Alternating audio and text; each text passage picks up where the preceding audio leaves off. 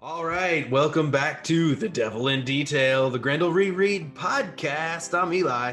I'm Ben. It's our 55th episode as we cover the penultimate Devil's Legacy issue. Penultimate. Weird word, easy word to misuse, as I'm is. sure myself and many others have. And we have the Panders on Pencil Ultimate, and then we had Jay Geldof on the Pen Ultimate. Penultimate inks. Get it? You love I'm that such joke. a jokester. Yeah, well, that's why you're Jester, man. On this Hey. issue, the Oh. Panders are inking the figures. Oh, interesting. Yeah, pencils yeah, and figure art. Which Cool. kind of finally brings it to a... I mean, there's not that many backgrounds, but it sort of brings it to kind of like, oh, this is... They're getting Continue to, their, to reshape things. Anyway. like their final form is kind of coming out. Yeah, the Raichu or whatever. Yeah. Before right. we get crazy, tell me about your week. What did you do creatively or otherwise? Just continuing working on stuff. Finally, the Ween Zine proof came in. So I was looking through it. It looks great. We got this great uncoated paper. We've got this really nice like cover stock. Here's the first page of my Star Trek Ween story. Oh, there you go. It came out pretty good. Captain Jeaner. Exactly. I'm the rift out in space. And so that went really good. We also we had Ringside Thology last week, and we did the Liefeld name generator, and mine was Cable Force. So I did this piece that's like Nate Gray and then Cable, and then I just created 10 other Cable variants. Like this is an older man Cable, then this is kind of just like a, I don't know, bald Cable, then there's like Older man Cable. yeah, because I searched old man Cable, and there is like a thing that Rob did. So then there's like punk Cable, there's like weird like Mono Chiwan Cable. There's What's like, Mono Chiwan? that's from Fifth Element. I know that. Then there's like that's those big wide like guys that originally bring sure. the element at the beginning. Yeah. Yeah. Then there's like a Iron Man Cable, there's like a Nova Cable, there's a Bearded Cable, Hulk Cable, Deadpool Cable, Cyclops is braided cable. You didn't I should have done a Brable. Should have done a Bradle. Stripped wire cable. Oh yeah, that would have been fun. So then we did that. I printed it. I printed it out for Marvel. Here. Hey, you know what? I really should. You should work for Marvel, giving them these great ideas. Hey, Marvel. Hey, Marvel, you take anything these days, right? That's cool. Yep, that's Don DeSoze. He finally came. Oh, cool, He's a great. Donda. And this is what mine ended up looking like in the book. I kind of Look at that sweet title treatment. Hell yeah! So that was really fun. Just making comics. That's what you do. That's what we do. That's what we do. And so, how did you do? That's what I did. Yeah, you did the do as well. I did that. I am wrapping up Inks and Tones on my 19th page of Oh Fuck Why number 2. Is that what you sent me this morning? That's what I sent you this morning. Beautiful. It's Thank on you. the screen right now. Thank you. I'm doing them. Hey, there it is. I didn't pencil this one as tightly as I should have. I think you can sort of tell. But you can't tell. You cannot tell. It looks amazing. I have this. It's a like a high angle, like what's it called? Like a transparent apartment view. Oh, like kind of like a cutaway. A cutaway. Thank you. Got it. And I have a similar shot in the first issue, and I was like comparing the two, and I was like, oh man, this one's just like not, the details just not as tight, and I don't really seem to be as like, I just don't feel as tight as I was, on that page. And then I compared the two, and I said, okay, well, that page has like 1.5 rooms, and this one has like 6 rooms. Yeah. And that page also has like 25 people in it, so it's just like they're different beasts. So I did that, and that's it. Okay. Did some comics, read some comics, drew some comics, thought about comics. Be more comics. That's what we do. What could be better? Mm-hmm. Yeah, man. Maybe our theme song. Let's hear it.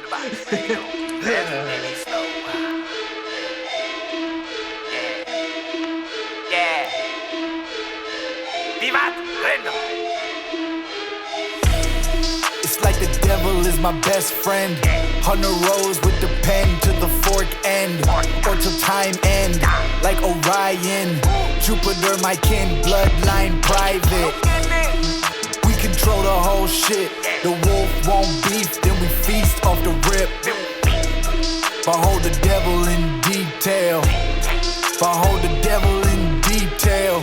All right, welcome back. Thanks again for the glorious theme song, Manus and Laserdisc, aka Zach Johnson. Killer stuff. Okay, so first I want to start off with a couple shout outs to our YouTube crew. And remember, guys, we're working on a brand new Behind the Zines Grendel zine that is only available by liking, commenting, subscribing, giving us a 5-star review on iTunes, Apple Podcasts. So do those things, and we're working 5 stars. Gotta be 5 stars.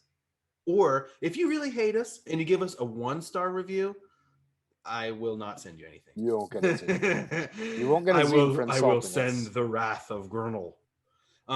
So yeah, we're working on this amazing behind the zine. We've got help from a ton of creators from Grendel. It's going to be sick. So a couple shout outs to some YouTube commenters. First, Benjamin Miller said in issue 12, it's revealed that Argent is in fact living in Hunter Rose's old building, the Dakota. But I believe it shows that it's across the street, is what you said, Ben. And we see, well, it's one Ben's word versus another. Oh, let's see what this Ben on Ben. I'm sure he's probably right. And I've got my blade here to stand up for myself. I think it talks about it in this issue, so we'll get into that later. Yeah. James Haney shouted out, said Brian is referring to Wiggins' eye with a lie detector inside being inadmissible in court. Everyone is teetering on the edge of chaos, and the wolf is nipping at their heels. Totally. Very cool. And then the live long and prosper emoji. Love it. Yeah, there was Christine talks when Christine is being interrogated in Argent's library. She also talks about how those bionic polygraphs are not real. Yeah, exactly. And then Brian mentioned something this issue too, or sorry, last issue. Brian mentions that's not admissible in court, and then right. and we were stumbling all over that. What you talking about? Yeah. Yeah. All right, so finally, Mark Akey said, "Oh, when's Bernie's new Jam book coming out?" Oh, okay, so yeah, the Jam book. It's not just going to be digital; it's going to be printed. It's going to be amazing. There's no solid date yet, but so very soon. Is it going to be a collection of everything plus new material, or what's there's like a 10-page news story. There's a couple stories that have only been published like one time or not been published, and so there's mostly new content, but then there's also some largely unseen content. We look forward. Yeah, it's gonna be amaze balls, if you will. All right, so here it is, chapter 11 in the Christine Spar saga, Devil's Rampage. There it is. Super cool cover. Yeah, she looks suitably crazy in this. Yeah. The texture on the blue line method between the airbrush and colored pencil, and there's all kinds of crazy tooth things going on here. Oh yeah, on her face. On her face especially. And on the like browns and stuff. Yeah, the background you can really see man, the airbrush is crazy. In order to make it do this, I do not know. I would love to sit down with someone who really knows how to use the airbrush and have them tell me what's what. All right, so in this we have lunatic Christine running around with her Looney Tunes. Look at this skull too, this like cow skull that's like seemingly on the side of the building, and in perspective it must be like humongous. Yeah, that's Argent's giant Maslin skull that he's going to use for his rituals that we might see later on. But she's like already, and the only thing that doesn't make sense is that it wouldn't be on yet. This bomb wouldn't be ticking yet. She's crazy, so anything could happen. The gate is very cool. You see how it kind of jabs up over her. Very, very, very pointy. All right, cool. So we go inside and we open up on Brian and. What about this crazy Kimiko ad? What is this for? Oh, I don't know. What does it say? Something wonderful is going to happen. What the hell is this? I don't know. It looks like 2001. It does. Dang. All right, great. Well, Kimiko scholars, you tell us. Kimiko. All right, we'll have to reach out. All right, so here continues the conversation that happened last week, and there's a major difference from the Dark Horse to the Kimiko. Here, there's like a whole space kind of treatment in the windows behind them, and in the title, in the bottom is kind of like obscured by the shading, the like shadows from the window, or See, in the Dark Horse, it looks like it's looking out, like up. Yeah. But I wasn't really paying too much attention to the coloring because I thought that the lettering was so interesting. it was behind the shadowing. What are you talking about? I'm just talking about the In lettering. the Kamiko. Oh, sorry, the lettering for Devil's Rampage or lettering. Nope, I'm just talking about the lettering of the character's dialogue. Oh, okay. What's so interesting about it? Is that it has this exchange back and forth. They each speak 4 times. Their last line is like "Jinx, you owe me a Coke," Right. and the last 2 lines are "Go ahead, no you." So it's just it's like a very what the line between Matt doing scripting and lettering placement and Steve Haney's job is like is curious to me, because it's a very you get the artwork and then you design this kind of interesting lettering exchange around it. Yeah, for sure. Just as a comic reader, this stuff is what kind of is like decoded in your head, and it's like it kind of becomes the conversation, and like you're looking at it and you're kind of like, well, how do I exactly do this? But once you start reading, your comic brain kind of takes over. Oh, there's a few places in this where there's some, and in other comics where, it depends on how uptight you want to get about like the reading order of balloons. You could say I'm taken out of the moment of the story if there's ever a moment of any kind of confusion. Well, that might be true. But at the same time, like there's some times where it's just like, if you struggle with something that's challenging and that's done with intent, it will be more. I'm always thinking about that Bruce Wayne running around the track in Bird's Eye View. It's confusing when you look at it, and then you have to work with it, and it's very rewarding. Right, and that causes you to like interact even more with the comic, and and it becomes more you. And then also, there's just like times where this sounds crazy. The specific reading order of balloons is really not as important as one would make it out to be. Like if you read it and you remix them, it's still saying the same thing. And like, it's a visual storytelling medium. So like, exactly, you can figure it out. Yeah, figure it out, bro. All right, so they're just kind of talking about like what Christine's doing next, like what her motivations are, and then Brian's like, "You're not." As we turn to the next page, he's like, "What do you hope to accomplish with all this? Like, surely you're not going to fight Arjun. Surely that's not what you want to do." And she's like, "Actually, bro." Or is it? Yeah. And she's just like, "You can't understand." Like, and then here's where he says he even faces Dakota. He's mad. They won't quit. So like, yeah, his building faces the Dakota. Okay, yeah. So he's obsessed with, this is his mission in life, to always be observing, the beacon of, evil or whatever it is. Yeah. And it's interesting, like if you didn't know the Dakota building, you might not be able to decode exactly what that means, And I don't think it's ever mentioned in Devil by the Deed that he lives there.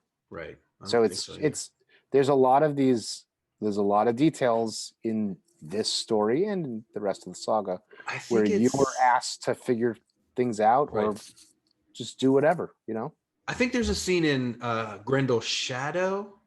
Oh shoot. I remember there was a scene where Hunter was outside and someone was watching him and he was talking to a doorman with Stacy, and there was like a sign that said like Dakota or something. He was like parking his car or something. I can't really remember that. I mean, that building is a character in Behold the Devil. There's a doorman who Ottoman interrogates.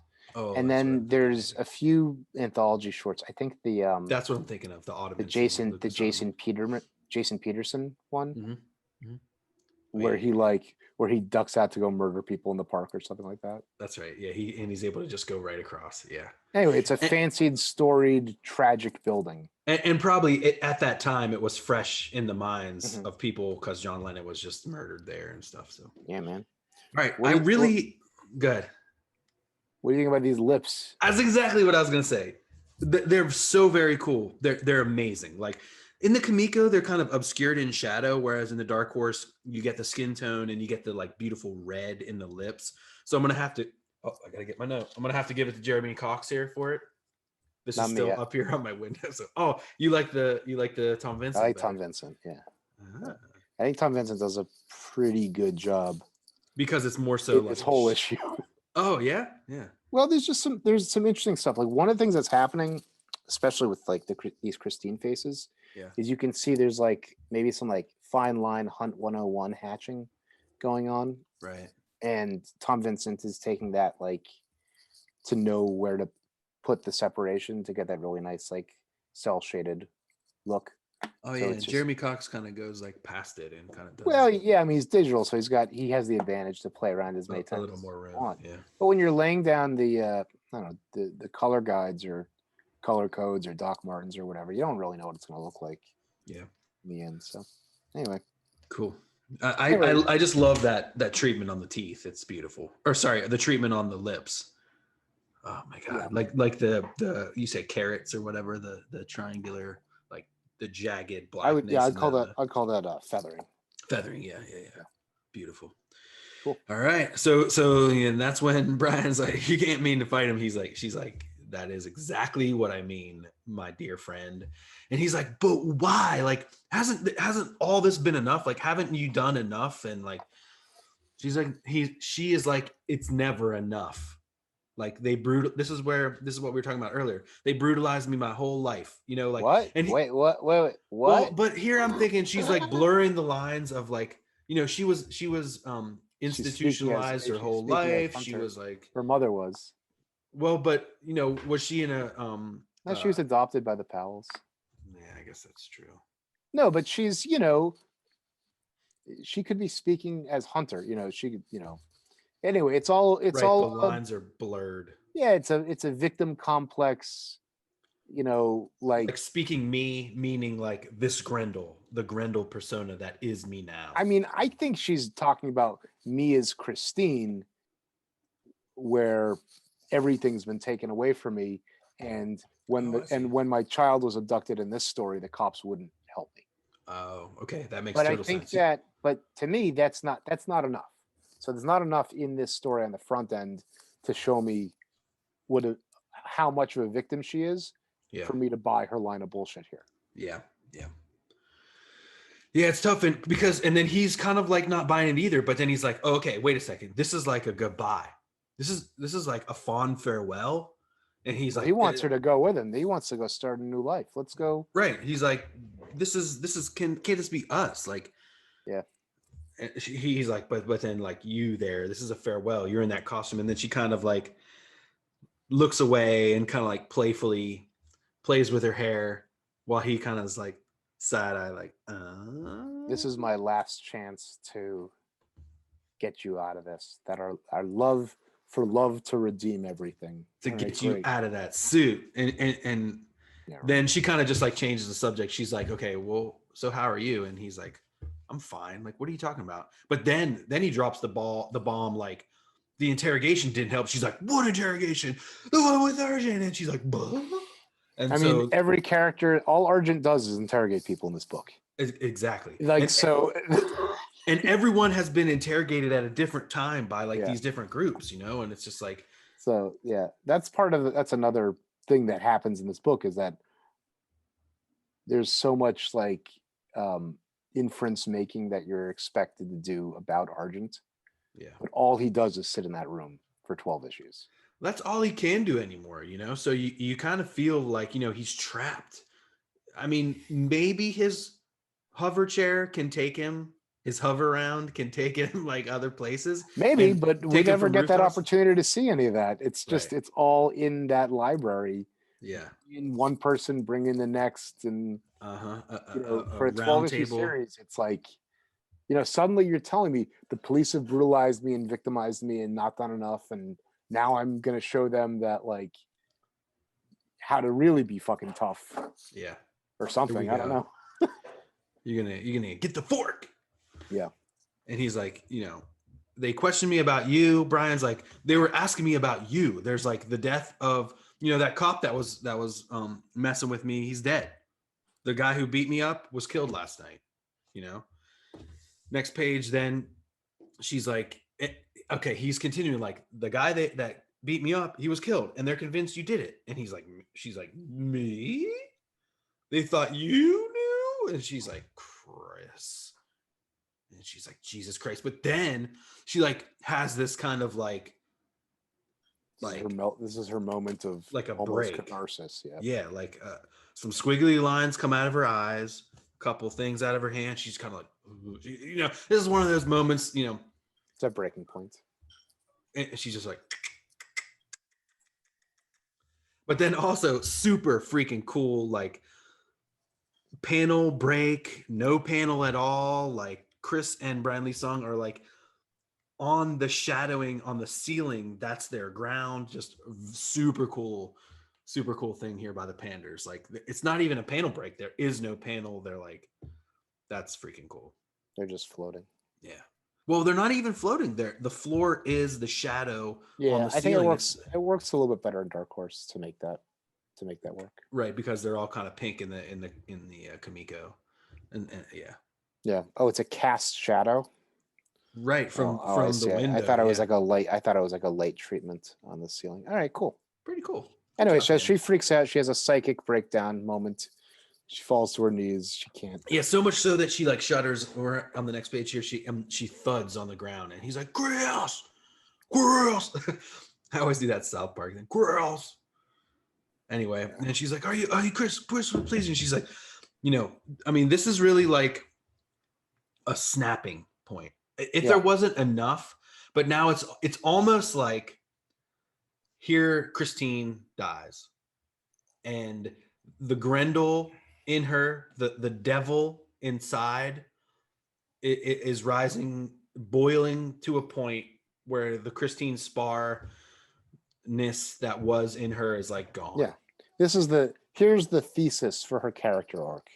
God damn it, my whole life's been screwed by the power lust of the goddamn police. Damn it, Brian. I can't take all this shit. My son, my crazy as shit mother, God, Regina, now you, and me, for Christ's sake.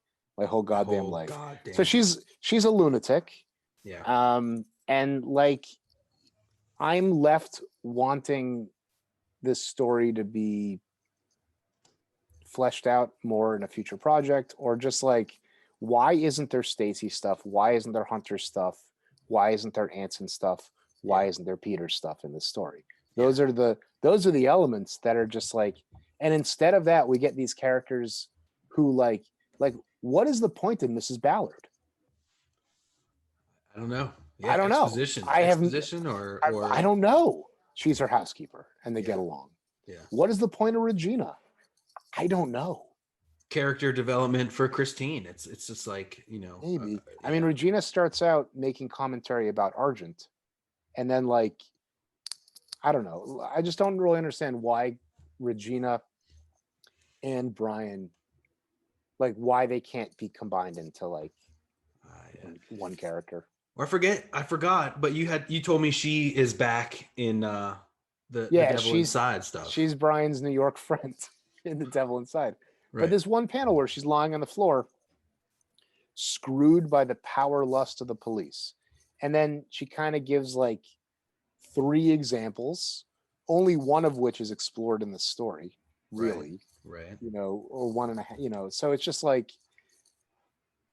I'm always sort of like sitting around wondering like how much of the author's intent is for us to kind of just like dream it and wish it, and how much of it is young people who are getting their creative chops together. Right. I'm never really sure. Yeah. I mean that's the fun of the creation process. You know, it's you know, sometimes hard for people to look back at older books, you know, and we're putting it under a really critical eye, which is for sure. Yeah. Well, I think it's just like there's just more of this story waiting to be told. There's definitely a black, white, and red Christine saga stuff that could be told for sure. What do you think about this eyeball artwork that suddenly appears on the next page? Yeah. I don't know. I like that it's like developed in the panel before, because like in the next panel, it's more or less,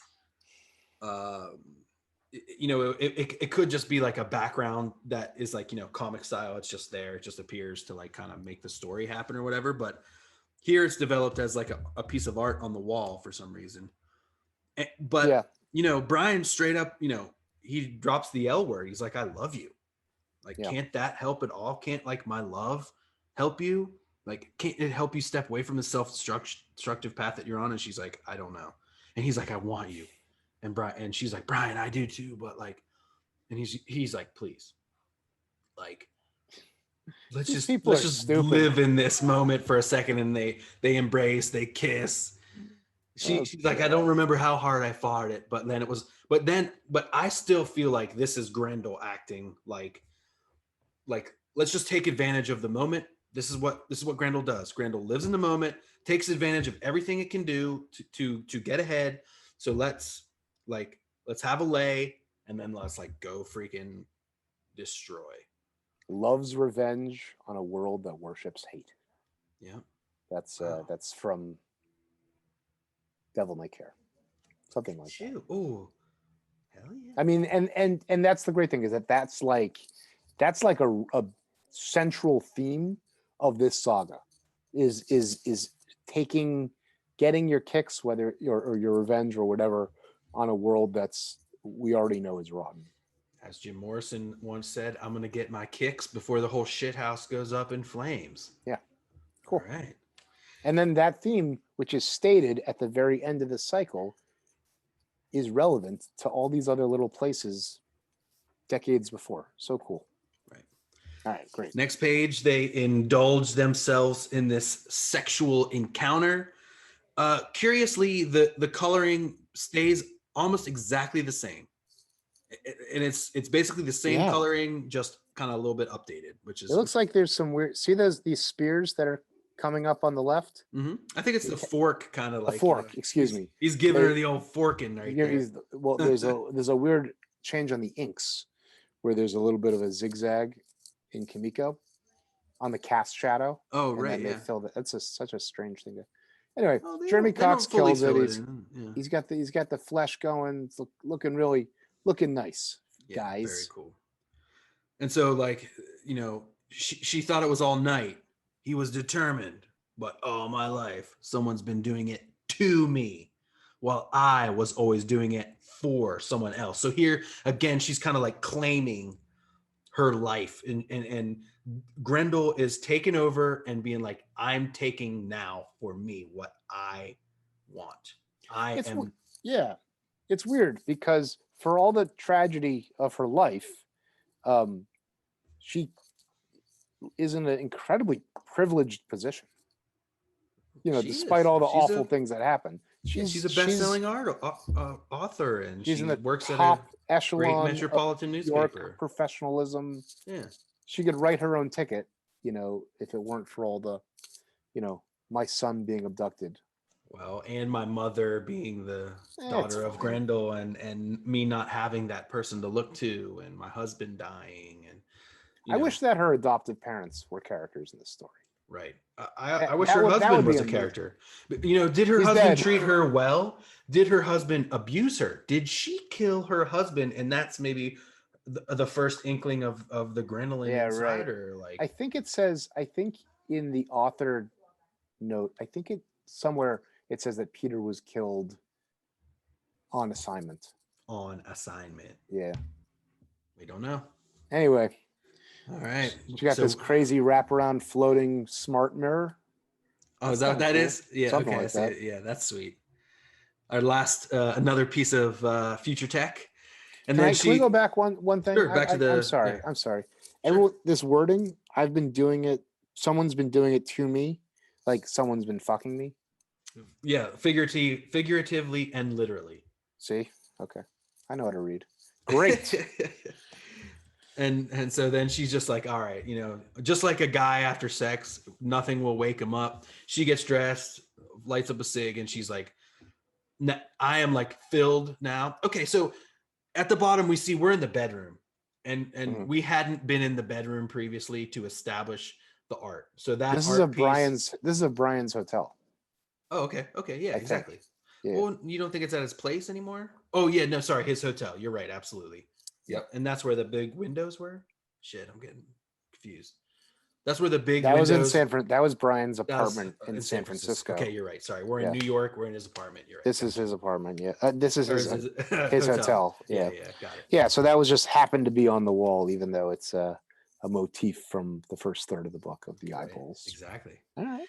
All right. And so the mirror couldn't do it. It couldn't turn me back. Couldn't force me to hurt him again. And so she lights up a cig, like starting her path and the work of the evening, and she exits. Next page, again, another super cool Panders layout.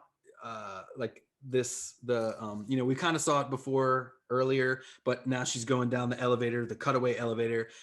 Also, it's a motif as she's like seemingly sinking down into the hatred and the power of Grendel. She's also, figuratively, no, she's also like actually on a thing going down. Yeah. But it's also okay. So then there's some cool stuff here. First of all, there's no panel breaks on this page, which is incredibly restrained for the Panders. Oh, wow. You know what I really like is this the last, I mean, these are all great panels. The last two panels, you can see her shadow being cast on the bars of the gate. Right. And then I really like this close up. It has a Larry Stroman kind of feel to it with the eyeball proportions. Yeah. And I mean, we're getting this like on a mission type feel. And maybe that's why there's no panel breaks. It's because she is acting with with determination. She's acting on a path, and so she's like, this is happening, I'm exiting, I'm going. Okay. And so these guys, two COP guys, I think are staked outside of Brian's apartment. I think that's what's. Yeah, what's this headline? Man dies in something and lives. That's I don't know, but this is where they talk about the Eskimos. Again, yeah. It's just kind of they like explain what it is. Yeah, the Eskimo freeze. It's an immigration embargo. Interesting. So it's very odd that the Eskimos have been mentioned probably 3 or 4 times. Yeah.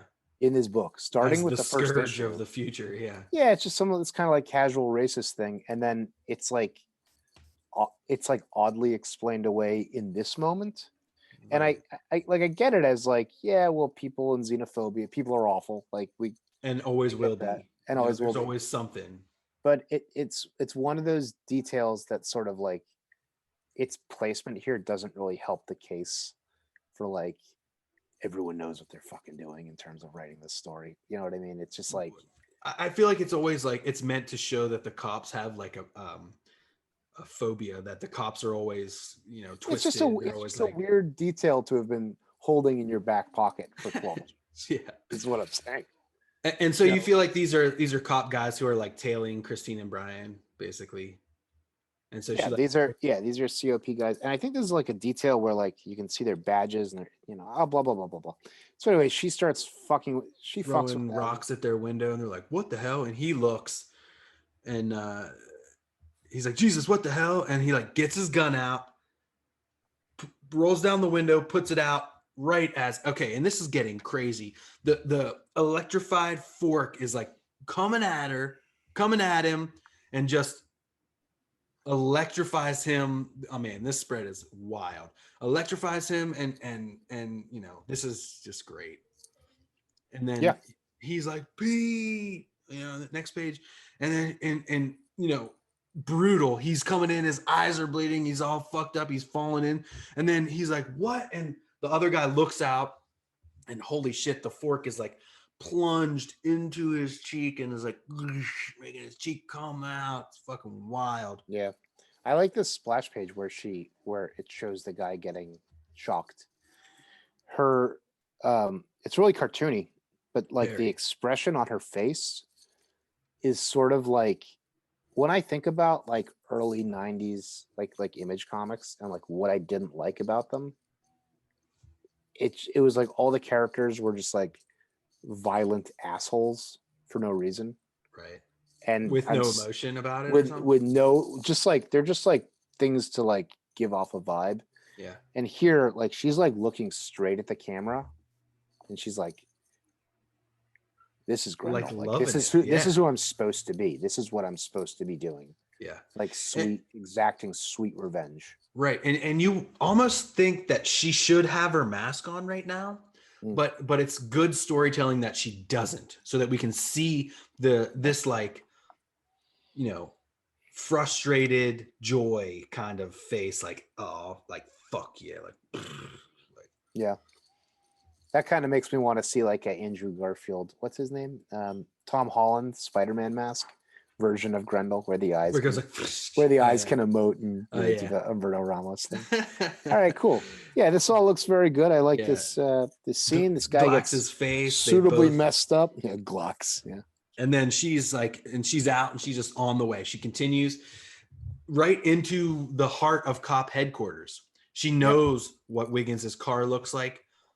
And like, okay, so when they released her from the interrogation, she was like, "You ain't gonna blindfold me." And then like she memorized everything on the way. And this is a cool, like, On the almost way, like the like, we're shadow. in New York City. Like, where? Yeah. Look at Funky Yeah. Town. They're in Funky Town, New York. They're in Dude. Funky Town. Yeah, this driving scene is really cool. The stuff with the windshield and the headlights looks really cool. Yeah, super cool.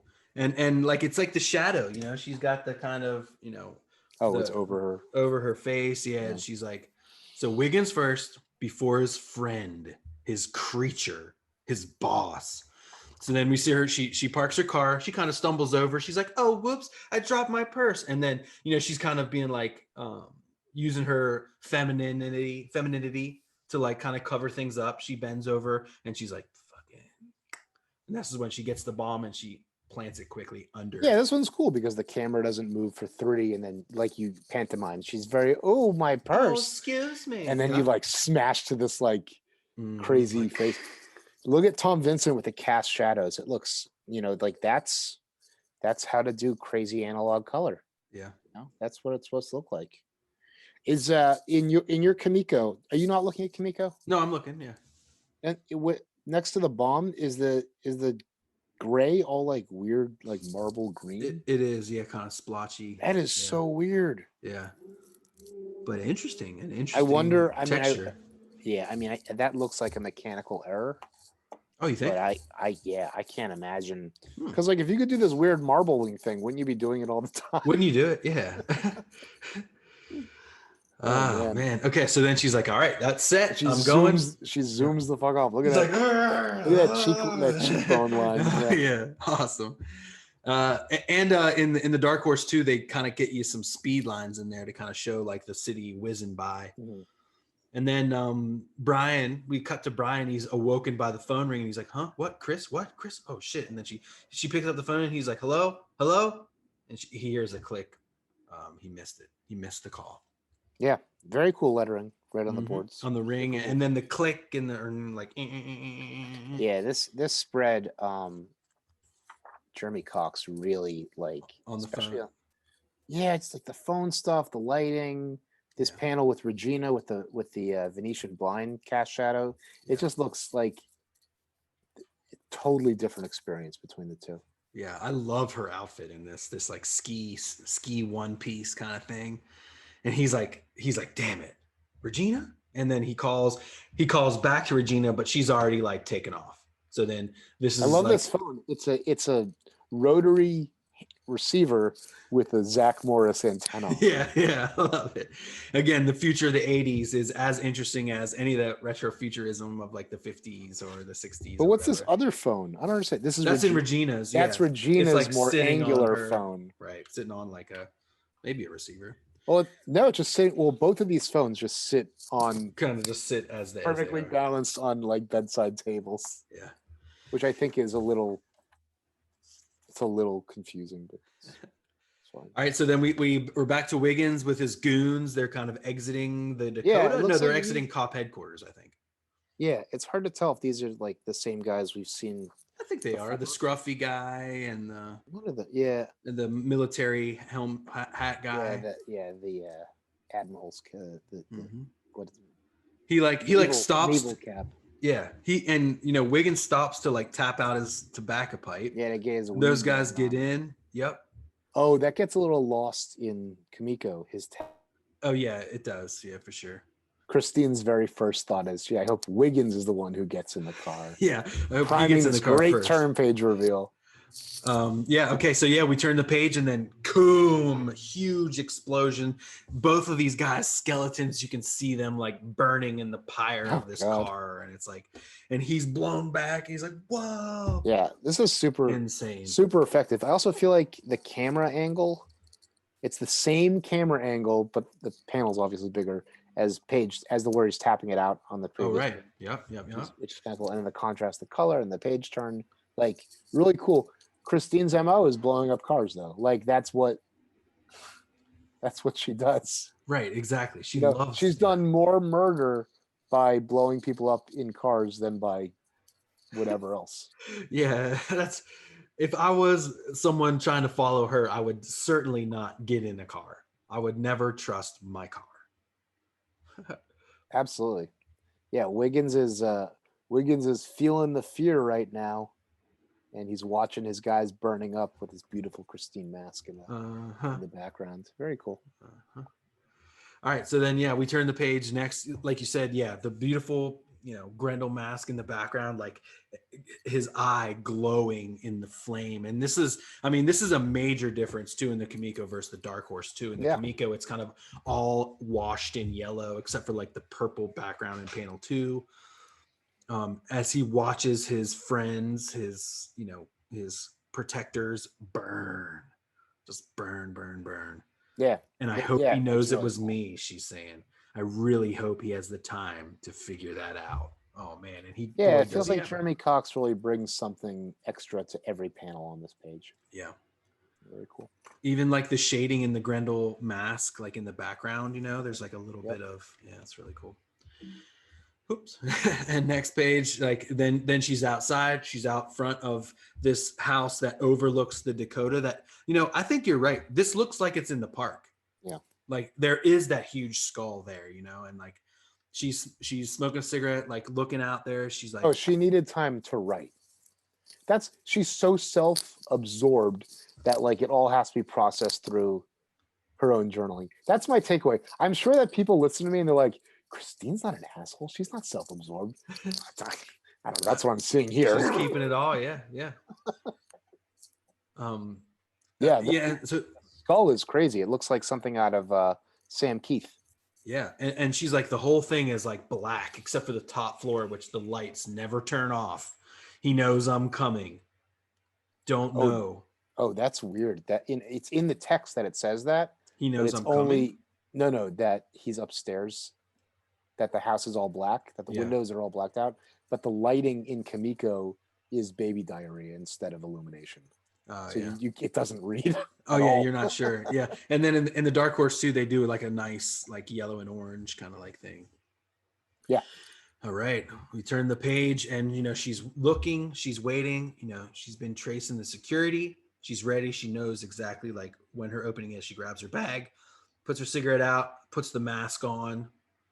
That'd be sick to have like one final exhalation of like smoke through the mask. It'd be sick. All right, she's ready. So she fires like a little dart, takes out the camera, shoots her grappling hook up, connects it to, kind of like puts this hook on the rope. Then this like legs, this like foot thing comes out of the fork or something. And she steps on it and kind of like goes up. Yeah.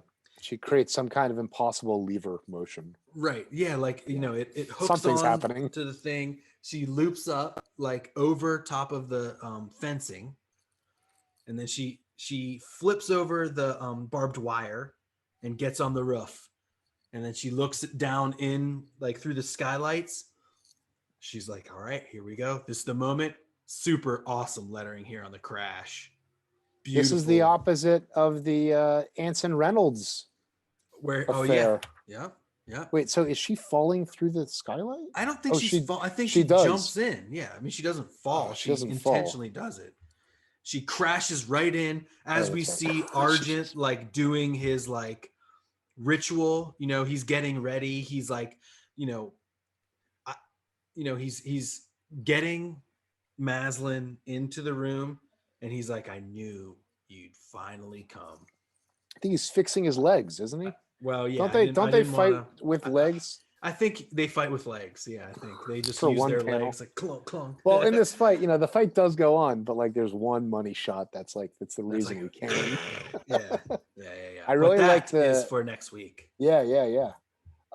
Yeah, the physics of her gizmos Super fun. Yeah. it is fun. Doesn't need to be explained. I did Yeah, think but she was pushed before this beautiful cartoon crash. Right. Amazing graffiti style. Love it. Beautiful. Yeah, Yeah. great stuff.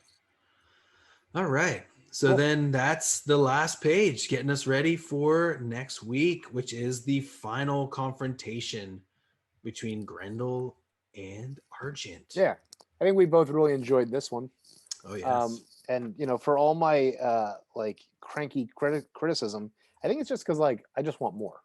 Yeah, Like I'm I left know. wanting more clarity, more story. backstory, more Yeah. stuff. Yeah. Yeah, I just want more of this. There's so many like obvious pockets and places that could support the ideas that are in the story that are not necessarily represented in the original text. Exactly. Yeah. Awesome, man. Another great issue. Can't wait to round out the Christine Spar saga next week. And then following that, we are definitely going to have another big panel featuring the Panders, Matt, hopefully Diana. We'll see what happens. We're going to take a week off. I've got a trip planned for my anniversary with Your 10-year anniversary? 11 11-year actually. anniversary. Woo! Wow, Eli. We'll have a great trip. Thanks. We're going to take a week off, and then we'll do the big panel, and then we're going to dive into the Bernie stuff, into the devil inside. Yeah, man. Super psyched. That's Cannot wait. only what, a 3-issue thing? 3 brief issues. 3 brief issues, and then we get But into they're the they're weird so stuff. dense that it's just like So dense. Oh my god. oh, and then it's gonna get weird. Okay, great. Then it's gonna get into the what's it called? The lost years. The lost years. Incubation, Incubation years. Yeah. Sweet. which I've never read. Oh yeah, so that's gonna be great. That's I'm gonna excited. be super fun. Yeah, I'm really Issue excited. 17, one of my all-time favorite issues. That's the beach on the That's beach. the beach one. It's just a fun, Alright. weird issue. So we're getting into some really cool stuff, and then we're getting into that Epi Thatcher stuff. Super sweet. Yeah, well, ways to go. That's another 3 months, 3 or 4 months. Exactly, but it's coming. All right, It's cool. coming. I'm excited. Much fun, Ben. Until next week. Next week, Eli, Viva Grendel. Grendel, and Keep on Grendel. Keep on going.